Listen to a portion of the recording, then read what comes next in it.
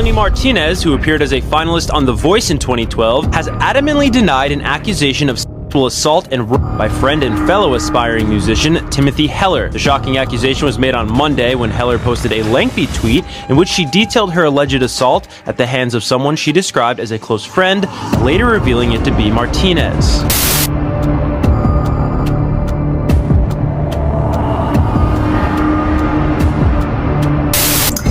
I don't even really know if I consider, cause Maddie, the other girl who slept with her. What's up, losers? This isn't usually the type of content I would put on my channel, but I feel like it needs to be talked about. I'm a little hesitant because of how sensitive the topic is, but I can confidently say I will be fair, respectful, and as unbiased as I can. If you haven't already heard, the rape allegations against Melanie Martinez are back. Let's talk about it. But first, we have to rewind a bit.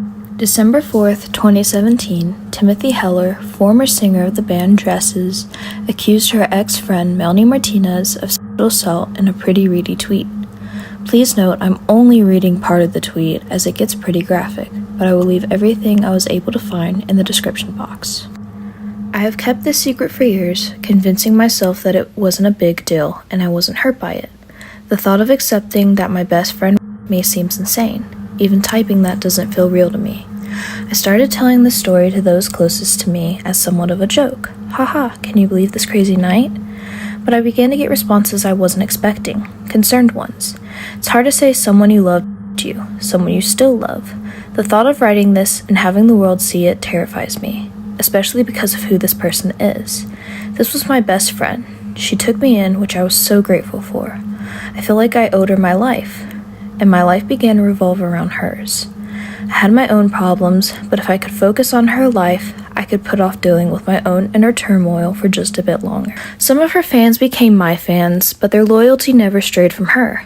They were dedicated. She's perfect. To the public, she can do no wrong. She's there for her fans. She gets it. She's different. When faced with a friend who really needed help, though, I can honestly say she let me down completely. During the most difficult time in my life, my rock bottom. Her power and control over me grew and grew, and I was silenced. While being open about realizing how much help I needed, I was made to feel guilty. I had to apologize for having an extreme panic attack where I thought I was going to die because it ruined her night. Endless incidents like this. I had become a problem. Yet through it all, I loved her. Codependency works in a lot of strange ways. In my relationship with this friend, I was dependent on helping her with her life. As soon as I needed a small bit of focus and support from my best friend, there was nothing for us to relate to each other about. Our friendship was about her. The power she had over me grew into me having a very hard time saying no to her. I would do almost anything for her. One night, during a sleepover, she became increasingly interested in my sexual preferences. As someone who had previously been through abuse, this is hard for me to talk about. I was obviously uncomfortable, but she was my best friend, so I tried to be open about it. The conversation never seemed to end, though. I had work very early in the morning. She began asking me while in bed if I would have sex with her. While being incredibly uncomfortable by this offer, I attempted to laugh it off. I had a boyfriend at the time, and she knew that. He doesn't have to know. It's not a big deal. It went on for hours, asking me why I didn't want to, that it would be fun. I repeatedly said no. I had work in the morning. I just wanted to sleep. I was exhausted. I attempted to sleep, but was kept up the entire night with my best friend begging me to sleep with her. It seemed strange, but she was my best friend. I said no, and I thought we could move on. The next night, unfortunately, went the exact same way. Regardless of my response the first night, she was not giving up. If she had gotten the hint, she didn't care. I was exhausted. She convinced me to smoke weed, and since I have a hard time saying no to her, I complied, thinking maybe then I'd be able to just fall asleep and avoid the situation altogether. The same conversation began to happen, continuously trying to convince me it was going to be okay, and it would be fun and feel good. I would say, my boyfriend would be so upset. I really need to sleep. I have work in the morning. I said every form of no I could think of. As I lay praying to fall asleep, she began touching my arm. I allowed this to happen. Maybe she'd give up. This went on for maybe an hour. I got increasingly uncomfortable. I started giggling, saying that it tickled. I in no way wanted to make this a situation. Can I just do this? Can I just touch your arm? Can I just touch your boobs? She began bartering with me. All I wanted to do was go to sleep. She began talking about the appearance of my boobs and begged me to just touch them. We didn't have to do anything else. I was so exhausted and confused and high and belittled, I just allowed it to happen. This led to her touching the rest of me. I never said yes. I said no, repeatedly. But she used her power over me and broke me down. Just so there's no confusion, I was by my best friend. I lay still in shock, completely not reciprocating. That's what happened. The bottom line that I need to always remind myself is that I said no for 2 nights straight. It doesn't matter that I didn't resist during the action. I had been broken down. She knew I didn't want to. I made that clear. I didn't scream at her. I didn't force her off me. 1, because I loved her. 2, because I just wanted it all to be over. We never talked about this night ever again. While it completely messed with my head, there was no way I could have been by my best friend. Right? Our friendship ended because she decided she didn't have time for me anymore, to worry about me anymore. She cared too much about me. It was holding her back. I'm not sure how to end this story. I'm terrified of the response I'm going to get. The only reason I do this now is because I'm hoping, because of the recent events, people will believe me. If you begin to doubt the abuse taking place in this story, I beg you to imagine her role in this being a man. Girls can girls. Best friends can best friends. Friendship does not equal consent. Silence doesn't equal consent. I wish it wasn't so hard for me to convince myself of these things. Though Timothy doesn't name her abuser in her initial statement, she later comes out and says that it was Melanie Martinez. Timothy provides for us 2 pieces of evidence to corroborate her statement, the first being a picture of Melanie taken during the sleepover in which the alleged assault took place. The second piece of evidence being a video of Timothy's iCloud in a now-deleted tweet from December 30th, 2017. Remember that.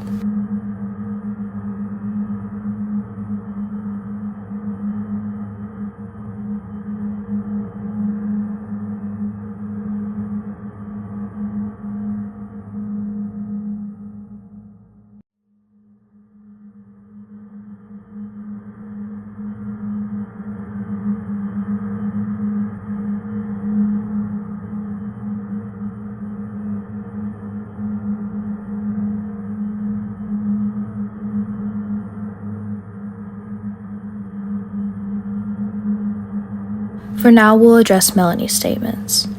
In the late hours of December 4th, 2017, Melanie released her initial statement denying Timothy's accusations. I am horrified and saddened by the statements and story told tonight by Timothy Heller. What she and I shared was a close relationship for a period of time. We came into each other's lives as we were both starting our careers as artists, and we tried to help each other. We both had pain in dealing with our individual demons and the new paths we were forging, but I truly felt we were trying to lift each other up. She never said no to what we chose to do together, and although we parted ways, I am sending her love and light always. She uses an interesting choice of words here, but let's not get hung up on that just yet. We'll be back. Melanie then released a second statement on December 9th, 2017, in which she is adamant she is innocent. I understand how hard it could be to see my side of the story, considering no one with a heart would want to invalidate anyone speaking up about this topic. I want to thank my fans who took the time to research the timeline, analyze past Instagram photos, and question the story being told, which reveal her false statements. I trusted so many people in my life who took advantage of that trust for their own personal gain. Please know that my intentions with everything that I do in my life are always pure, and I would never be intimate with someone without their absolute consent. People weren't fond of this statement, however, feeling as though she denies anything at all happening even though she admitted that something happened in her original statement. On December 22nd, 2017, Melanie posted a third and final statement by releasing the song Piggyback on SoundCloud. The song exposes the fake friends Melanie has had through her lifetime, mentioning how they only used her for fame to gain fans of their own or attention. On December 5th, 2017, the day after both parties' initial statements, Timothy did an exclusive interview with Newsweek addressing the allegation. Former Dresses musician Timothy Heller accused The Voice star Melanie Martinez of on Monday, and within 24 hours, Martinez tweeted a response to Heller's accusation, explaining, "Heller never said no to what we chose to do together." On Tuesday, Heller exclusively told Newsweek that she believes Martinez became aware of the impending accusation on November 16 and tried to keep the story from coming out. Last month, Heller tweeted that she intended to share her story of being assaulted by a former friend. What if I have my own story of abuse, but I'm scared to ruin the person's life and I still love them in a fucked up way, and the public really, really loves them? She asked her friends. According to Heller, 20 minutes after she posted the tweet, Martinez tried to contact her. It was the first time Heller had heard from her in more than a year. I started sobbing when I saw Melanie was calling me, and I blocked her, Heller said. Martinez then tried calling Heller's boyfriend, Mikey, and sent him several messages asking him to put her in touch with Heller. In Martinez's text messages, which Newsweek has read, the 22-year-old singer says she recently dreamed about Heller and that inspired her to get in touch. Martinez also suggests the services of a healer named Raven, which Heller said she found insane and deeply insulting. Her fans see her as this angel who understands them, Heller explained, so I assumed no one was going to take me seriously if I explained what she did. I've been reading all of the #MeToo stories, and though I'm obviously in support of the people coming forward, I wasn't sure if my story of being assaulted fit. People don't really talk about this, Heller continued, but I know now that assault happens this way all the time. I loved her even after it happened, and I had this sick need to protect her, which I've learned is very common for victims of assault, especially those hurt by their family or friends. According to Heller, Martinez pressured her into contact on June 25, 2015. Heller said Martinez pried for information on her preferences and suggested they play a flirtatious game with handcuffs. I was laughing along at first, Heller said, but Melanie was so serious. Heller said that because of her friendship with Martinez, she was racked with guilt for years after that night. We remained friends for a while, but it was strange, obviously. I think I was invalidating my own experience for so long because she's not a man, Heller explained. Plus, she was my friend, and I sat with what happened in silence because I didn't want to be malicious. Heller said she considers herself an advocate for mental health, but watching Martinez brand herself as an ally to those with mental illness was too much hypocrisy for her to handle. She says she tried to help me early in my career, but all that means is that she'd occasionally suggest we write a song together, Heller said. Her former band dresses opened for Martinez on her 2014 tour. I'd say sure, but it would never happen. We'd just lay around smoking weed all day. Eventually, Heller said Martinez ended their friendship, texting, I just can't have anything stopping me or distracting me from getting where I need to get. I don't have time to have those distracting things in my life. The next couple of years are pretty crucial for me and I need to focus. Heller said Martinez never responded to messages she sent after that conversation, and that she didn't hear from Martinez again for more than a year. She saw some psychic who told her she had to cut people out of her life if she wanted to win a Grammy, Heller said. Suggesting a healer after I said I might tell my story, saying she dreamt about me, it's condescending, Heller added. What, she's invested in my well-being all of a sudden, and it has nothing to do with that tweet? Heller went on to explain that Martinez's dismissal of her account says it all. First of all, I did say no, multiple times, she said, but even if I hadn't, that doesn't mean I wanted it. She dug her own grave saying she didn't say no. That's not consent. The original timeline as stated by Timothy goes as following. June 24th, 2015. The first night of the sleepover. June 25th, 2015. The last night of the sleepover. The night of the assault. June 26th, 2015. The day after the sleepover. But it wasn't. The picture of Melanie seen earlier was taken on May 6th, 2015. It was then uploaded to Snapchat by Timothy and later saved online. However, the mess up in the timeline isn't totally relevant as of now. Assault is a traumatic experience, one the brain tries to protect you from. It's common to not know the exact date. Going back to the picture, notice the handcuffs and blindfold Melanie is wearing. They're from an old game called Valentine's Day Lover's Kit. The description of the game reads, one wears the blindfold while the other rolls the dice to reveal the action of love. The game was not mentioned in Timothy's original statement. The game was bought at a thrift store the pair had gone to previously, though it is not clear whose idea it was to buy it. In the Newsweek article, Timothy said it was Melanie's idea to play the game, while in a later interview, Timothy claimed it was her own idea. Yeah. Speaking of that picture, what was that a picture of? Like, what were you guys doing? Oh, with me wearing her wig? Yeah, or no, the one with the handcuffs. What's that? Oh, okay. So that day we had gone to a thrift store and there was just this like silly like old like kit that was like a feather tickler and like handcuffs and like those dice that say like kiss leg and those things. And I was like, oh my god, that's so funny. Like, let's get it, you know? We can also confirm that the picture was taken on May 6th, 2015, based on Melanie's hair color during that time. All of this leads us to the morning of June 25th, 2015, when Melanie posted a picture in New York. Melanie was on tour during the dates of Timothy's original timeline, and many use that as proof that Timothy was lying. Not only is it a trauma response for Timothy to not remember the exact date the assault happened, but Melanie and Timothy had numerous sleepovers during the duration of 2015. It's possible that, intentionally or not, Timothy combined different aspects and details from all their sleepovers and presented them as one. On December 8th, 2017, Timothy held an Instagram Live addressing the date contradictions.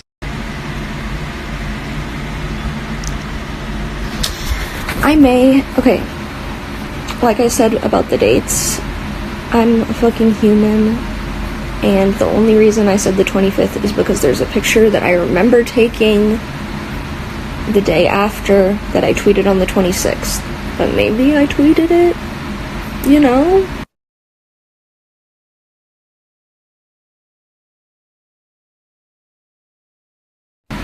A couple days later. I don't know. Timothy claims the following pictures were taken over the span of a day. Melanie claims the following pictures were taken over the span of 1.5 months. When Timothy was asked about the color of Melanie's hair, this was the response she provided. A lot of people are asking what color was Mel's hair when it happened. I don't even know why that's a question. She wears wigs literally like for every single concert. Right. She had purple and black hair at the time. She was wearing a wig. I've never known Melanie to ever have extensions in her life. Whenever she's pictured with long hair, it's a wig. Back to Timothy's second piece of evidence, the iCloud video. Though it's been deleted, we confirm that it was real thanks to a quoted reply. Is this a known thing that happens for iCloud? Timothy stated in the deleted tweet that she got the dates wrong because her iCloud was messed up. The caption of the tweet reads, "I don't know if I'm going to regret posting this, but I thought this might clear some things up. I start this video out showing that my iCloud photo is clearly fucked up. The pictures of me in the green wig are clearly not from 2011. The picture from that night then says May 6th. But people don't agree with her that it was. The example that is used is that in Timothy's camera roll, we can see a picture from a pool party that was dated June 24th, 2015. The party actually took place on the 21st. Since Timothy didn't take the photo herself, it's likely that she was sent the photo or screenshotted it on the 24th. Nonetheless, Timothy stands by her statement. The sleepover happened from June 24th, 2015 to June 25th, 2015. Even though her iCloud and social media from the time prove otherwise. Now I'm going to talk about the general timeline of Timothy and Melanie's friendship. It may seem long and uninteresting, but I'm hoping to provide some context with it. However, it's not totally relevant to the sexual assault allegations. If you wish to, you can skip to the timestamp shown on screen now. Timothy and Melanie became friends sometime early 2014, a few months before the Dollhouse tour. The tour lasted from June 4th to June 24th, 2014, with Timothy's former band Dresses playing as the opening act. Melanie ended her friendship with Timothy in late 2016, early 2017, following some advice from her personal healer, Raven. Melanie was allegedly told that she needed to cut people out of her life and focus on her career. Due to conflicting reports, we don't have an exact date on when the pair fell out. However, Timothy answered a curious cat, confirming that the two were still friends in 2017. Please remember that just because the two stayed close for such a long time after the alleged assault does not make Timothy a liar. It can be hard to get out of abusive relationships. Addressing the incident of November 16th, 2017. On November 16th, 2017, Timothy posted 2 tweets. What if I have my own story of abuse, but I'm scared to ruin the person's life, and I still love them in a fucked up way, and the public really, really loves them, and most probably wouldn't believe me? I need advice. I'm not ready to talk yet. On the same day, Melanie allegedly tried to contact Timothy through both her and her then boyfriend after having a dream about Timothy. This led to the couple blocking Melanie. Newsweek backed Timothy on her claims, stating they'd seen the phone logs and text messages. As of now, these receipts have not been publicly released. In a different interview, Timothy states that while the call had happened, nothing took place. She immediately hung up and blocked Melanie. So I'm just gonna say it again, because again, I'm sorry, some of these are repetitive. So you think that Mel's healer is, like, when she tried to say you should talk to them, you think that's kind of BS? Do you think? Yeah. I mean, I think that she has this, like, God complex that she has to, like, fly in and save me because I'm the one who's mentally ill, when she hasn't really struggled with mental illness ever in her life.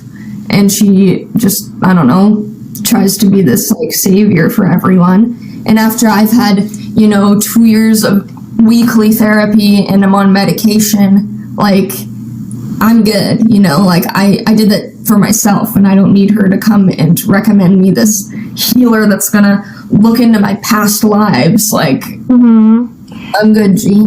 Did she recommend that to you because of what happened? Or I don't know. I really don't know. When she sent it, she says that she saw that more vague tweet that I had, and that she got worried about me. And a month ago? Was this a month ago that this happened? Or was this a while back? A month ago, when she saw the tweet and tried to contact me and Mikey. Oh. So you did talk to her a month ago? No, I didn't respond.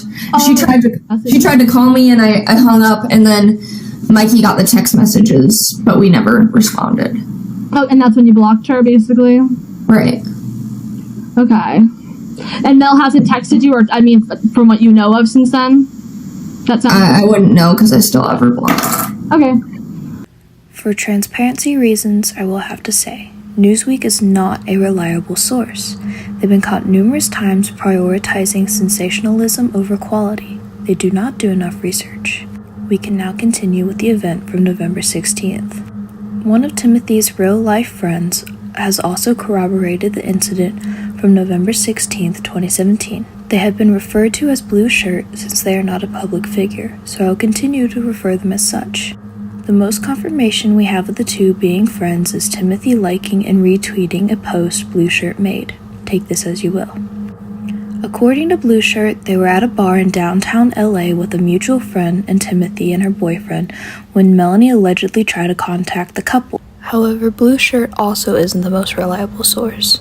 Not that they are lying, but sometimes a testimony based explicitly from memory can be faulty.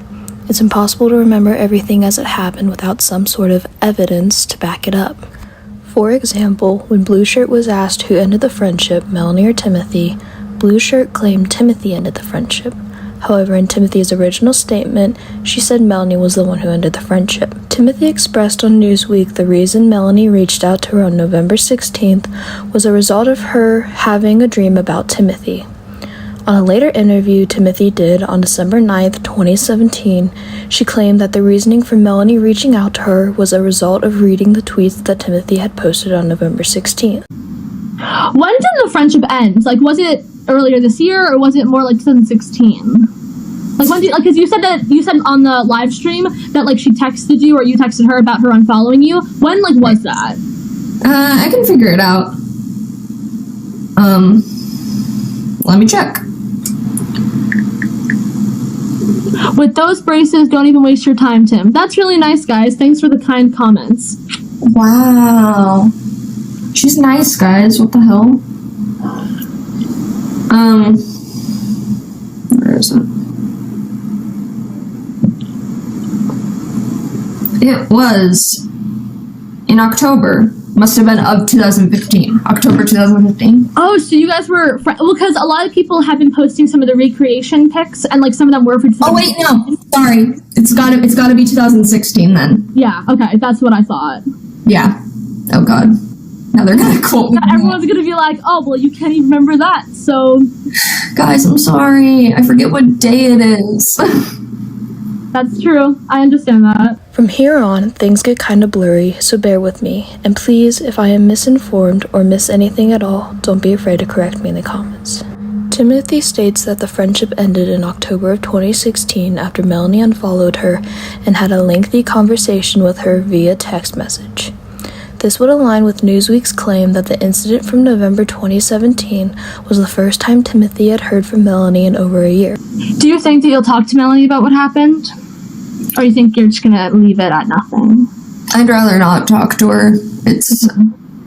I've had some pretty, I don't know, heavy conversations with her, and when she dumped me, it was honestly a really cruel, long conversation that really hurt me, and I can't imagine having a constructive conversation with her at this point.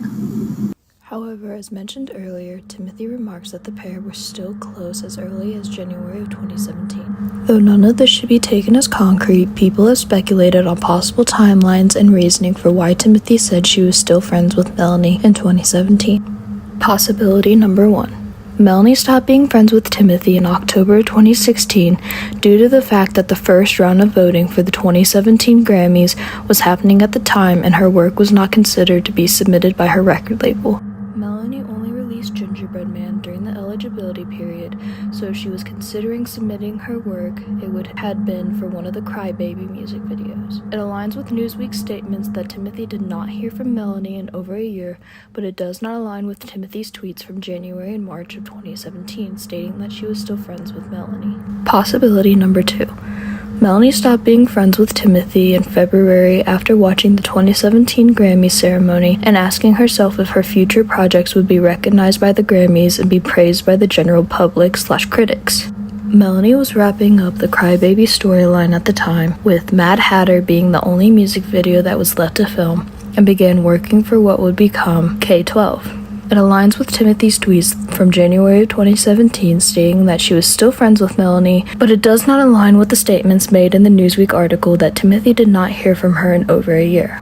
December 2nd, 2017, 2 days before posting her original statement, Timothy tweeted the following: "I have enough friends and you are not one and never acted like one either."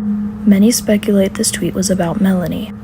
Before ending this section, I would like you all to remember, anything that was speculated should not be taken as fact. No one other than Timothy and Melanie know what truly happened, and we shouldn't follow something blindly if we don't know the truth behind it. Back to the present. July 19th, 2024, Timothy made a TikTok detailing how speaking out against Melanie ruined her life. Fair warning, the video is 6 minutes and 12 seconds long, and I will be playing it in its entirety. Speaking out against my abuser ruined my life, and I'd like to talk to you about it. I'm gonna be reading something I wrote. It's not particularly well written, but I just needed to collect my thoughts. Whether you know who I am or not, I ask you to please listen to my story. If you do recognize me, then you haven't heard from me in a couple of years, and that's because I was effectively run off the internet. You also may have heard that I admitted to lying or that it was proven that I lied. Neither are true. Speaking out against my abuser ruined my life. Here's how we got to that point. During the Me Too movement, I chose to speak out against a former friend who had essayed me. I was young, naive, and could never imagine how this would end up affecting my life. I believed that as long as I told the truth, things would turn out all right. I was very wrong. After my initial statement, describing in detail what happened, my abuser issued a statement in response. She used the sentence, "She never said no to what we chose to do together." While I did say no, in many different ways, this sentence was actually quite validating for me to hear. She clearly didn't understand how consent works, and she admitted that something took place between us. I wish it ended there. I made the mistake of doing an interview with Daily Mail. While being interviewed, they asked for more specific details, like when the incident took place. It'd been around 2 years prior, so I didn't remember the exact date. What I did remember was a picture I took the next day. I went back in my camera roll, found the picture, and told them the day of the incident was the day before. Unfortunately, I was wrong. The picture in my camera roll appeared multiple times. I can't explain why. When the interview came out, her fans went back in her posts to that date to find that we were in different states. If you've never heard my story before, you might at this point wonder, why would that matter? She admitted something between you took place in her statement. I agree, and this is just one of the parts that drives me crazy. After this discovery, she released a second statement, in which she thanks her fans for researching the timeline and analyzing past Instagram posts which reveal my false statements. Unfortunately, this was enough for 99% of her fans to take what she said as truth and deem me a liar. The complete contradiction of her statements meant nothing. The events after this are so much and so overwhelming, it's hard for me to recount. She ended up releasing essentially a diss track about me, with lyrics perpetuating the idea that I lied about all of this for fame. I was a small musician at the time, and after speaking out, gained tens of thousands of followers. While there were some supporters, the majority of the followers were people who actively hated me. I suddenly had thousands of hate accounts dedicated to me, thousands of dislikes and negative comments on all of my music, and completely ridiculous fabricated stories of me being posted online.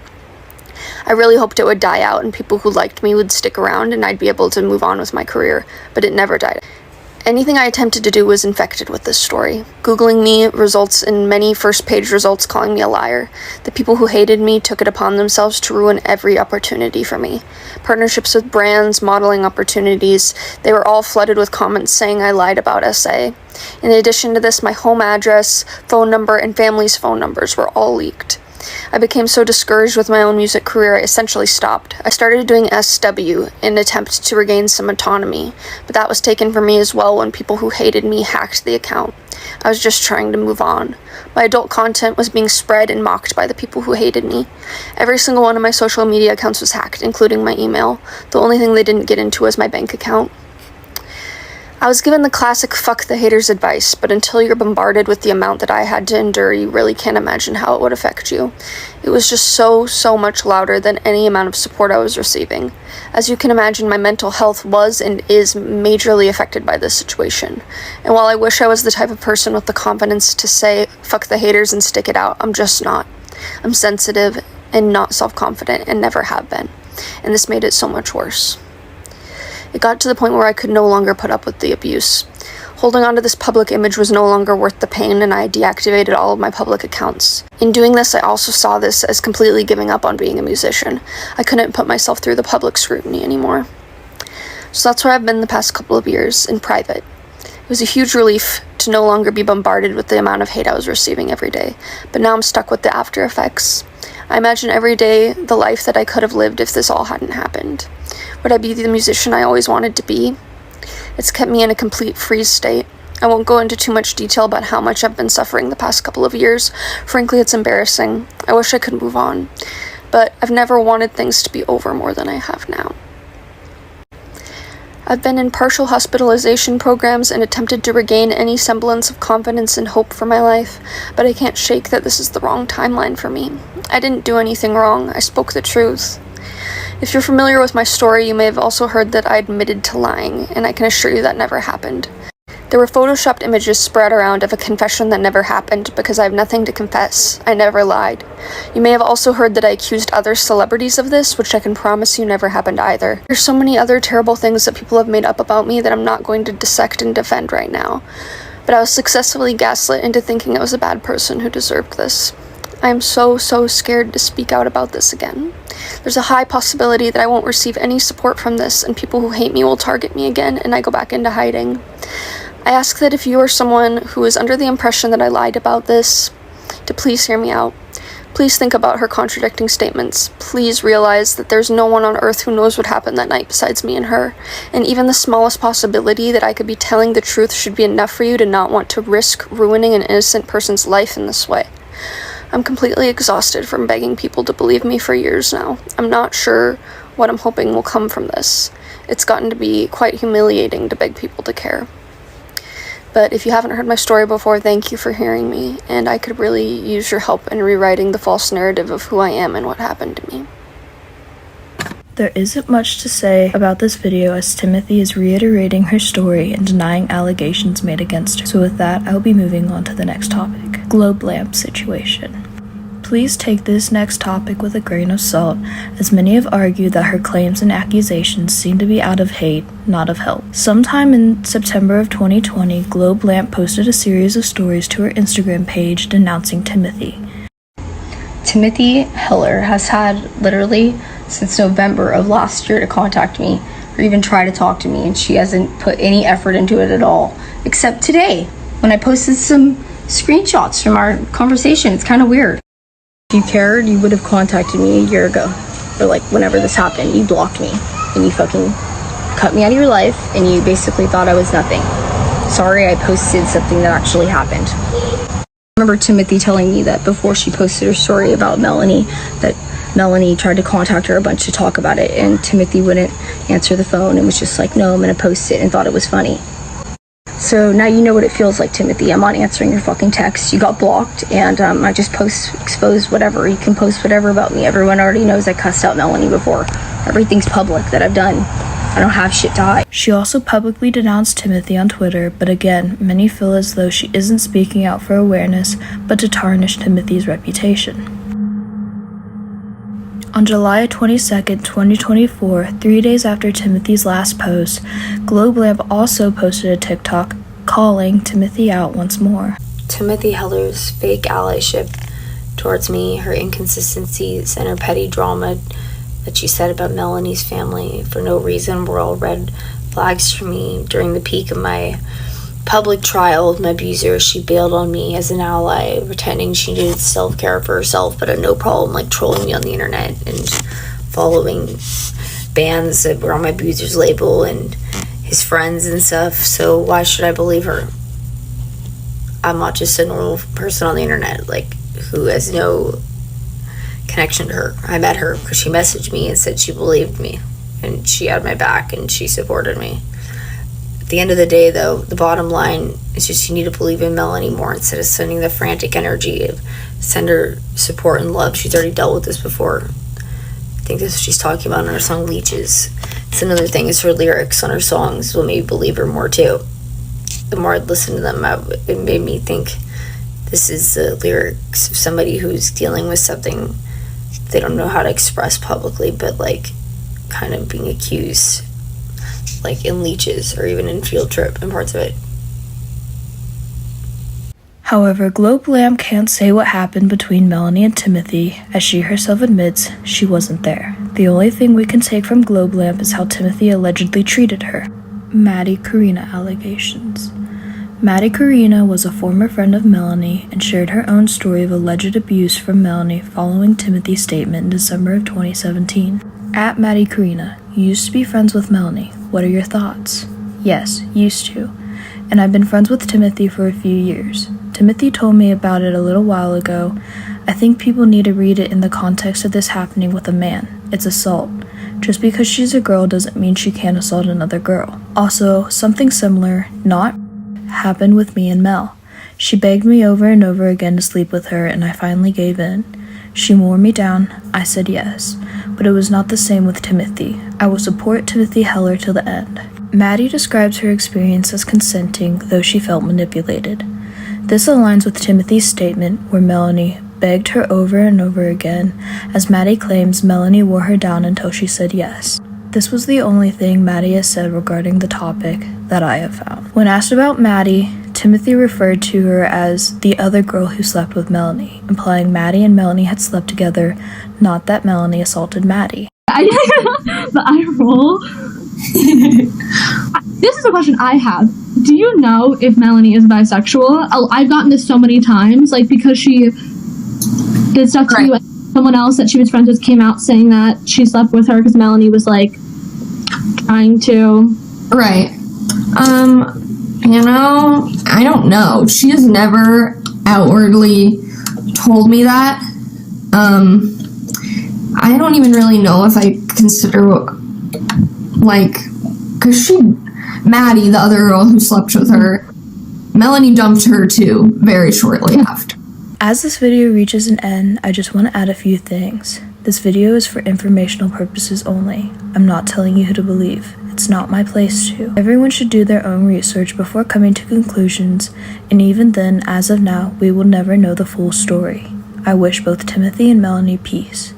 Some things I saw that I didn't touch on were just really hateful, and it's sad to see someone's allegations be turned into something so hateful.